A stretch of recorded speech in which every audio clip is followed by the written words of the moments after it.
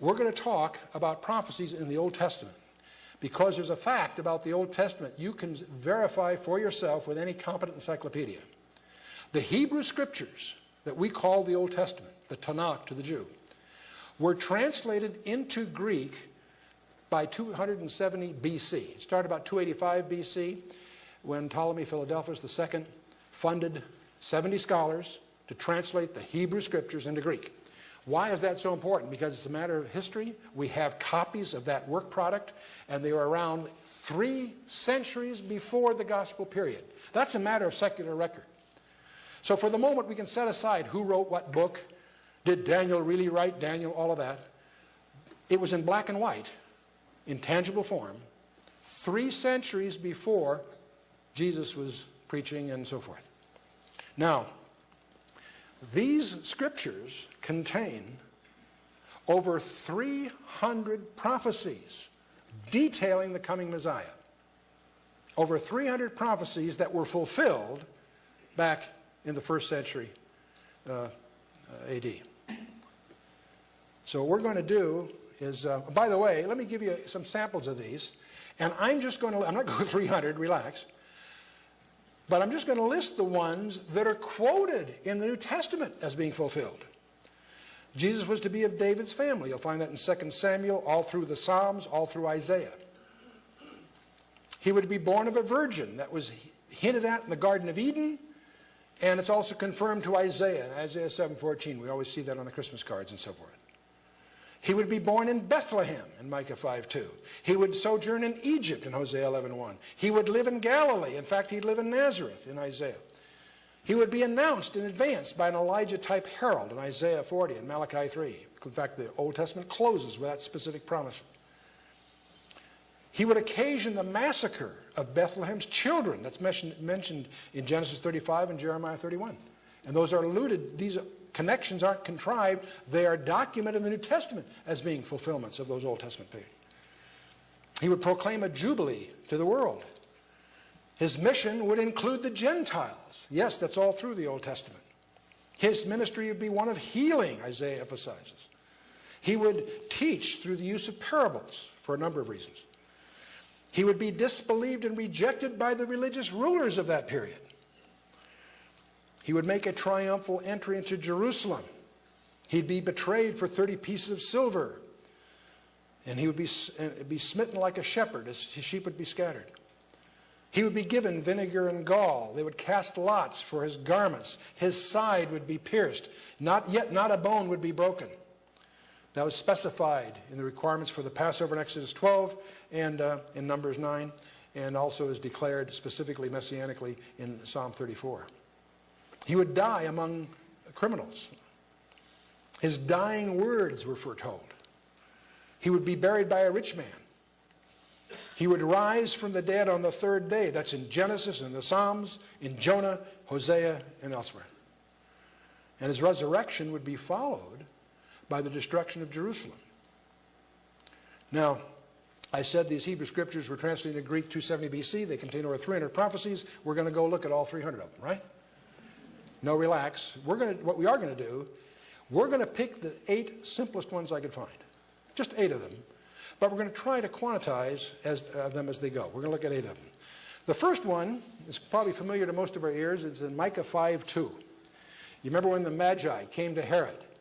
Where is he to be? That's going to be born King of the Jews. And he had his scholars check. They dug up Micah 5:2, and they quote this verse as being prophetic of the Messiah. It says, "But thou, Bethlehem Ephrathah, though thou be little among the thousands of Judah, yet out of thee shall he come forth unto me, that is to be ruler in Israel, whose goings forth have been from old, from everlasting." We could spend the evening on this verse. There's so many things hidden away in this verse that's amazing.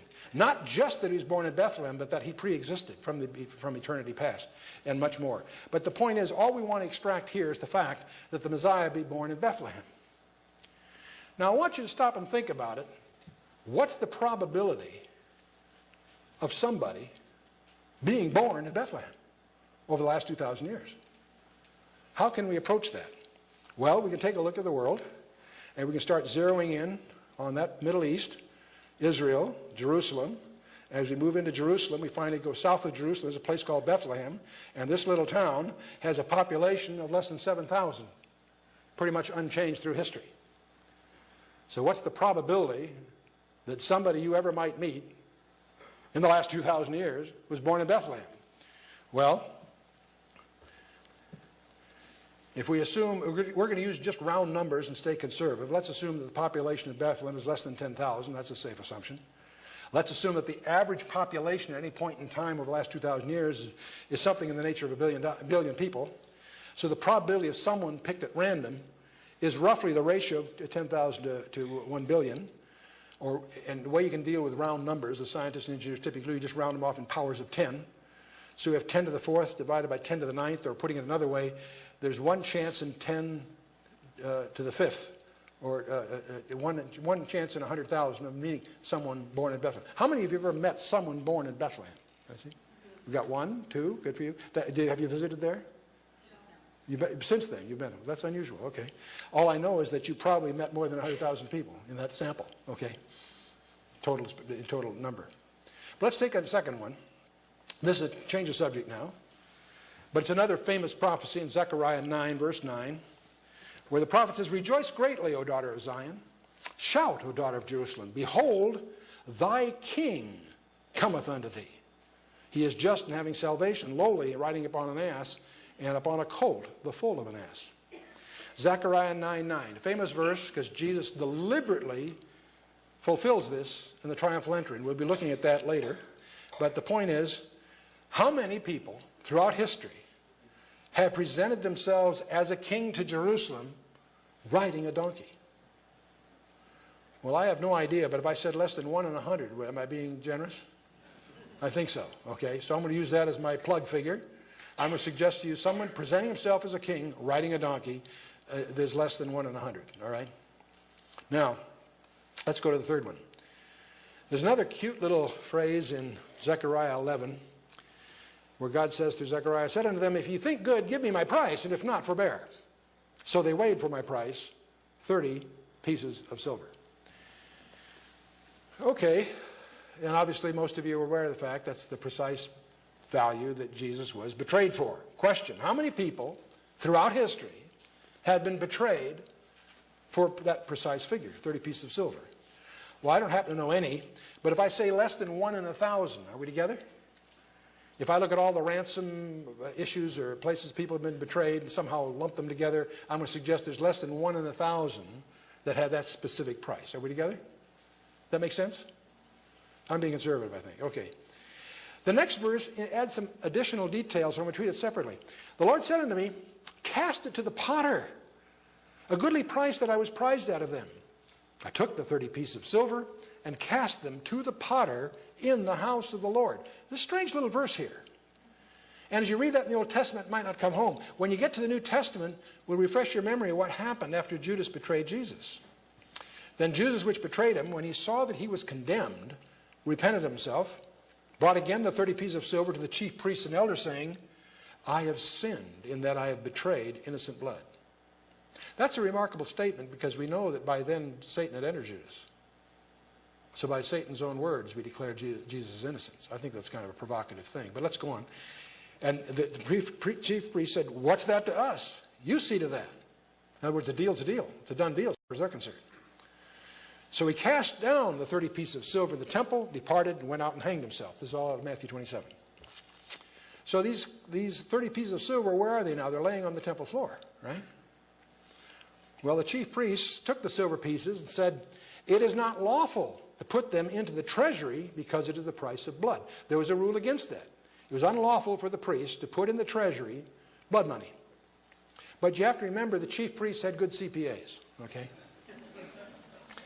And they took counsel and bought with them the potter's field to bury strangers in. In other words, what's lurking behind this is they couldn't take the cash and put it in the treasury. That was against the rules.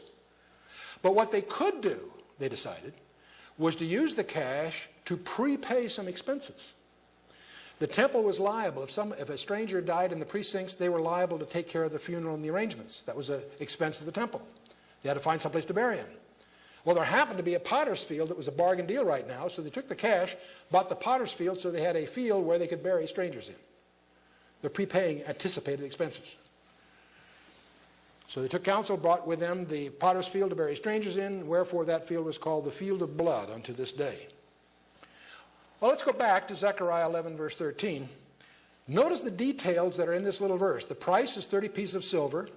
Where does the transaction take place? In the house of the Lord, that is in the temple. Who ends up with the money? The guy that owns the field, the potter. Isn't that wild? What's the probability that that just happened by chance? That was random. If I say less than 1 in 100,000, I could say 1 in a million and pull it off. Let's say 100,000. Let's be cautious, okay? Let's take the next one. This one has a lot of personal impact for me. I'll explain why in a minute. In Zechariah 13, verse 6, there's a strange verse. It says, one shall say unto him, what are these wounds in thine hands? And then he shall answer, those with which I was wounded in the house of my friends. I can remember as a teenager coming across this verse, and in those days I was on kind of a kick to collect prophecy verses. So when I found a verse like this, I would type it up on a little card, the verse on one side and the reference on the other, and I'd add it to my collection to try to learn it. And I thought, wow, here's, wounds in his hands and so forth. I thought that's a prophecy of the Messiah. And so I added it to my collection. But as I tried to memorize it, I kept stumbling. It didn't make sense. The more I looked at it, the less sense it made. And one shall say unto him, what are these wounds in thine hands? And then he shall answer, those with which I was wounded in the house of my friends. Well, the more I thought about it, I had to admit to myself, that didn't fit the mental image I had. I can't visualize Jesus laying out his hands on these 12 by 12s or whatever they were, and them driving spikes into his hand, the soldiers driving spikes into his hands as being wounded in the house of his friends. That just somehow, I had trouble with that. Until I was reading in John chapter 20.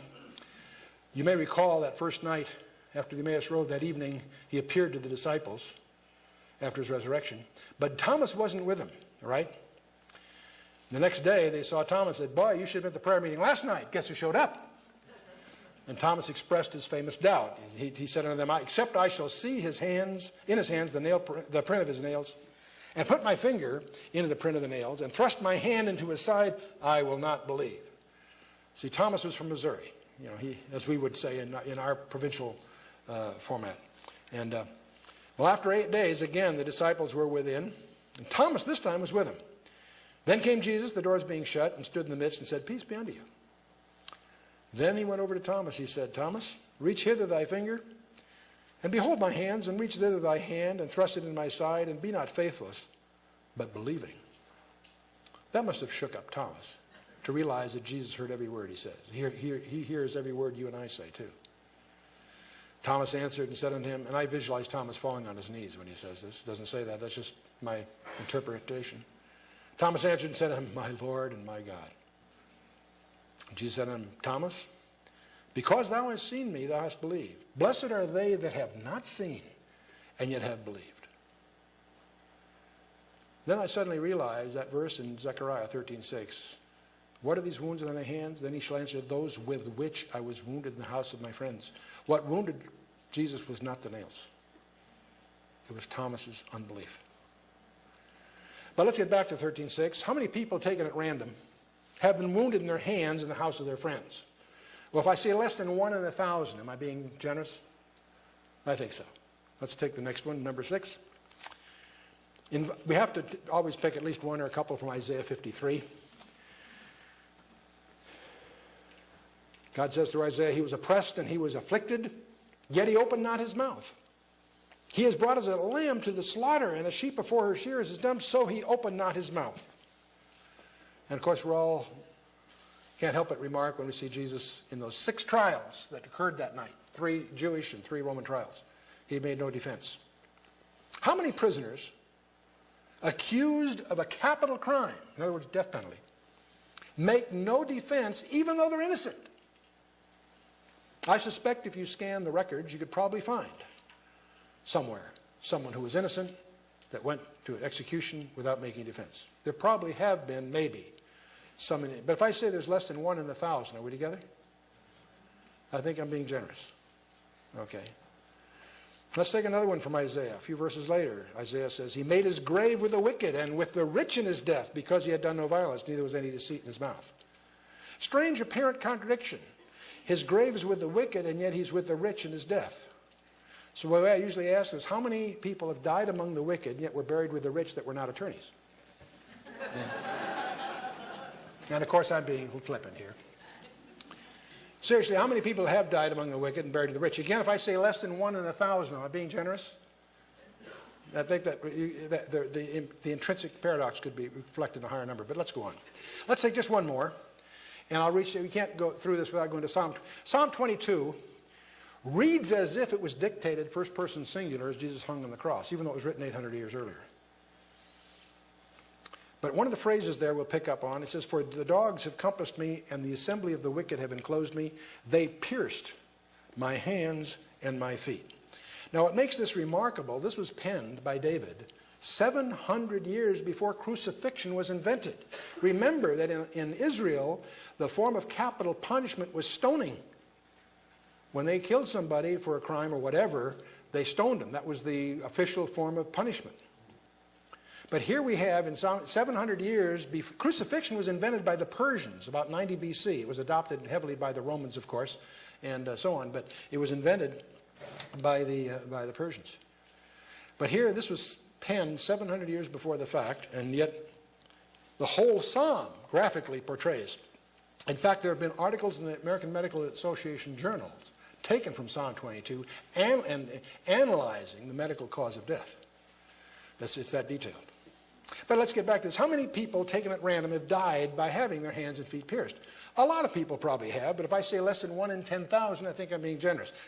Because there's so many people killed by so many other methods, I think I'm being generous. 1 in 10,000 being killed by a crucifixion-like method, I think that's fair. Okay, what I've done, I've dragged you through 8 of these. Born in Bethlehem, riding a donkey, presenting himself king on a donkey for 30 pieces of silver. The transaction occurs in the temple, ends up with a potter and all that.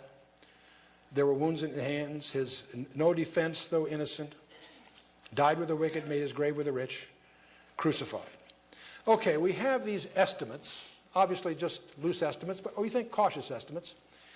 The question now is, what is the probability, given, let's assume for discussion purposes, these probabilities are conservative. In other words, the events are actually even more rare than this, but that's fine.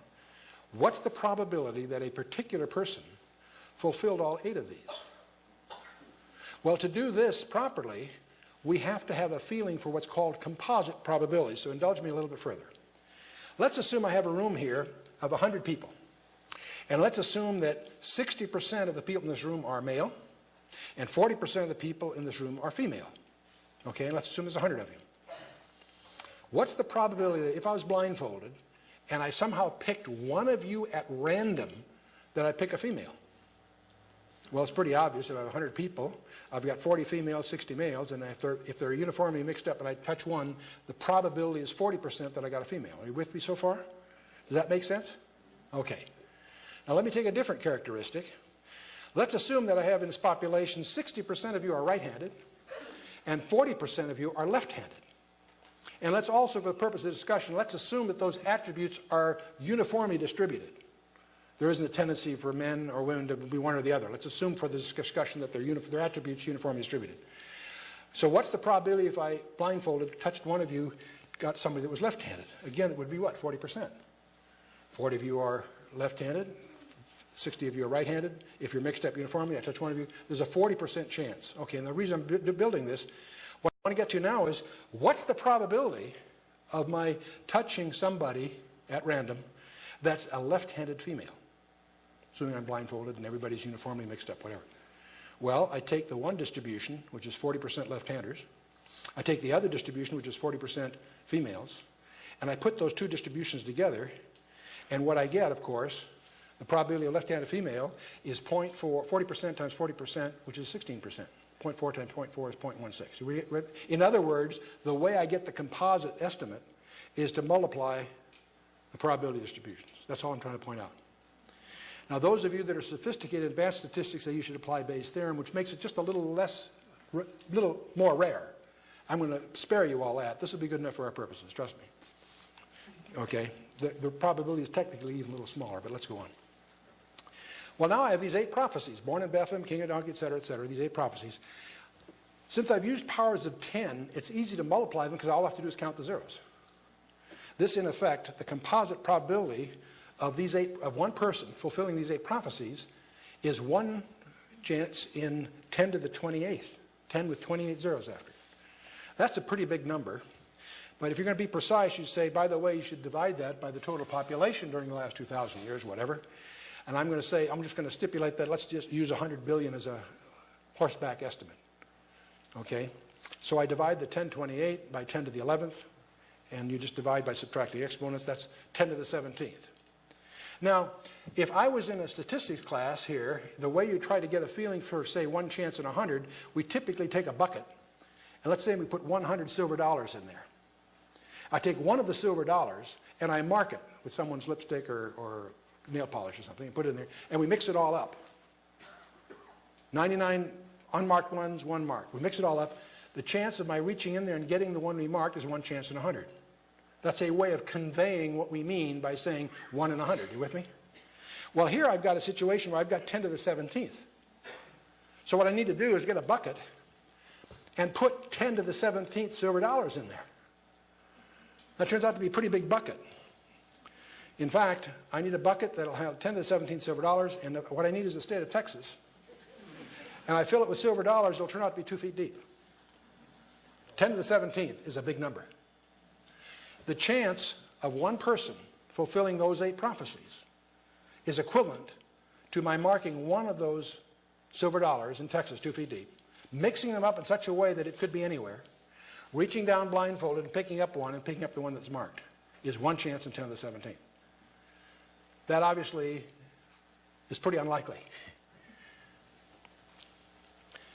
But I've only used 8 prophecies. I have 300 prophecies to choose from. So bear with me one more time. I have 300 to choose from. I've only used 8 so far. I'm going to pick another 8. Now, if I literally did that, if I went through my list and picked another 8, it would be hard for me to find any that are as likely as the ones I've used. In other words, the more I reach in the list, the more technical they become, the more specific they become, therefore the more rare they are. Okay? But for this discussion, let's assume that the next 8 are no less likely than the first 8 I've used. That's a fiction, but it's against us, so to speak. You with me? They actually would be more rare, but that's okay. So, assuming there's no decrease in likelihoods, I have 10 to the 28th times 10 to the 28th, that's 10 to the 56th, but I've got to divide by the population again, 10 to the 11th. So now I have 10 to the 45th that I need to deal with. Okay, now I need a bucket that's going to carry 10 to the 45th, 10 with 45 zeros after it. That's a lot of silver dollars. You want to know how many silver dollars that really is? Well, it's 10 to the 45th silver dollars. If I take the earth and build a ball of silver dollars, that's 30 times the distance from the earth to the sun, I will have 10 to the 45th silver dollars. Okay? Now what I need to do is take one of those silver dollars, mark it with some whatever, and get someone to volunteer in a spacesuit and go wander around this ball of silver dollars in such a way there's an equal likelihood that the silver dollar could be anywhere, and he reaches in and picks one out. The chance that he picked the one we marked is 1 chance in 10 to the 45th. Did that seem a little unlikely? You betcha. Well, let's do it one more time, but instead of doubling, just to save time, let's triple it. We went from 8 to 16. Let's take 3 times 16, 48. We're going to take 48 prophecies. We have over 300 to choose from, so I haven't even scratched the surface here yet. And again, I'm going to indulge in this fiction that there's no decrease in likelihoods. I'm later going to show you a couple of these that are so bizarre, so precise, they alone, singularly, demonstrate the reality of Jesus Christ. But let's just stay with this model. I now have 10 to the 28th multiplied by itself 6 times. That turns out to be 10 to the 168th, but I'm going to divide that by 10 to the 11th, the population, so I have 10 to the 157th. Now I've got to build a model for you and I to imagine that's really big, really big. And silver dollars won't work because they're too big in the first place. So I've got to make a model consistent. The units I'm going to use are the smallest thing I can conceive of. What's the smallest thing you can imagine? An atom. Okay, good. I'm going to make a ball of every atom in our galaxy. Turns out that's about 10 to the 66th. That's been estimated. I'm a long way from 10 to the 157th, so I'm going to make such a ball of every atom in the universe.